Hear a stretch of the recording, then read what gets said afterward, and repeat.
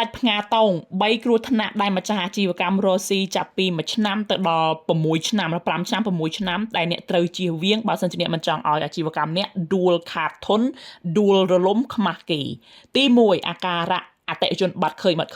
អ្នកហាមឲ្យមានអាការៈបែបនឹងដាច់ខាតក្នុងការធ្វើអាជីវកម្មត្រូវតែធ្វើអាជីវកម្មរបស់អ្នកមានអតិថិជនទាំងថ្មីទាំងចាស់ចូលទិញបែបគង់វង្សអ្នកត្រូវមានរូបមន្តនៃការទាញអតិថិជនចូលមកបែបគង់វង្សហាមឲ្យបាត់ឃើញព្រោះអាការៈបាត់ឃើញគឺជាអាការៈធ្វើអាជីវកម្មអ្នកដួលធ្វើឲ្យអ្នកពិបាកចិត្តធ្វើឲ្យអ្នកហត់ចិត្តហត់កាយហត់ចិត្តហើយធ្វើអាជីវកម្មនឹងដួលផ្កាប៉ារ៉េតែម្ដងទី2អ្នកមិនដឹងអំពីរូបមន្តនៃការទាញអតិថិជនចូលឬក៏អតិថិជនចេញគឺអ្នកអត់ដឹងនៅពេលអ្នកមិនដឹងអតិថិជនចូលក៏មិនដឹងចេញក៏មិនដឹងថាមកពីមូលហេតុអីនេះជាសញ្ញាដែលធ្វើអាជីវកម្មដួលការ៉ាន់ទីអ្នកគ្រូរស់ស៊ីមក8ឆ្នាំអ្នកគ្រូជួបកូនសិស្សច្រើនដែលជួបហេតុការណ៍បែបហ្នឹងអតិថិជនចូលក៏មិនដឹងដោយសារអីអតិថិជនទៅបាត់ទៅវិញក៏ដោយសារអីក៏មិនដឹងចេញមិនដឹងចូលមិនដឹងនៅពេលរស់ស៊ីចេញមិនដឹងចូលមិនដឹងគ្រោះថ្នាក់ធ្លាក់ដួលបាសជើងផ្ងាប៉ារ៉េហ្មងព្រោះអាជីវកម្មអ្នកត្រូវដឹងពីតួលេខច្បាស់ថាចូលមកព្រោះអីចេញទៅវិញព្រោះអីព្រោះតែចំណាយអ្នកចំណាយច្បាស់អ្នកចំណាយរបស់អ្នកមានចំណាយបែបច្បាស់ដូចថ្ងៃអ្នកដឹងដូច្នេះចំណូលគឺអ្នកត្រូវដឹងដូចគ្នា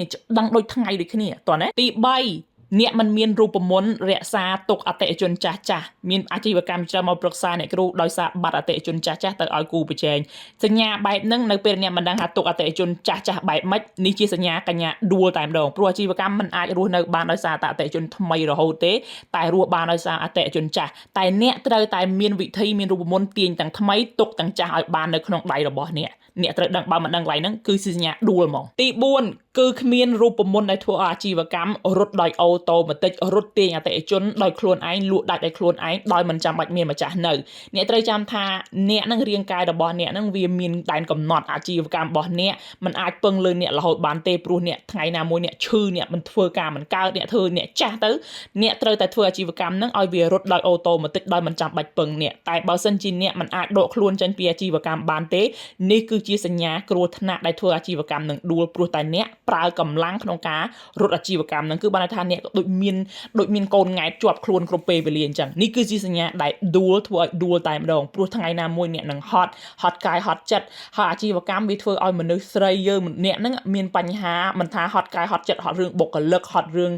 តំណែងឡើងថ្លៃទិញចូលថ្លៃលក់ចេញថោករឿងគូប្រជែងរឿងចំណាយច្រើនរឿងចំណូលតិចបាត់បង់អតិថិជនចំណាយនិយាយទៅបញ្ហារាប់រយចំពោះដូច្នេះវាធ្វើឲ្យអ្នកហត់កាយហត់ចិត្តអាចនឹងធ្វើឲ្យអ្នក stress depress ហើយឈឺអាចនឹងលែងចង់ធ្វើឬក៏បាក់ស្បាតរត់រាងកាយទ្រុឌទ្រោមធ្វើលែងកើតហើយដល់ពេលថ្ងៃនោះអ្នកពេលរាងកាយរបស់អ្នកធ្វើលែងកើតវាអាចនឹងធ្វើអាជីវកម្មនឹងដួលតែម្ដងដូច្នេះនេះជាសញ្ញាគ្រោះថ្នាក់ហើយបើសិនជាអ្នកចង់បានរូបមន្តនៃការធ្វើអាជីវកម្មនឹងរត់ដោយខ្លួនឯងមានអតិថិជនចូលបែបគង់វង្សណារូបមន្តណាទាញអតិថិជនថ្មីបែបគង់វង្សនិងរក្សាអតិថិជនចាស់តែអ្នកមិនដឹងធ្វើបែបណា comment ពាក្យថារូបមន្តអ្នកគ្រូនឹងផ្ញើទៅឲ្យក្នុងឆាតតែបើអ្នកមិនចង់ comment ទេឆាតចូល Telegram @melinda19 ហើយដាក់ពាក្យថារូបមន្តនោះអ្នកគ្រូផ្ញើនៅក្នុង Telegram ដោយត្រង់តែម្ដង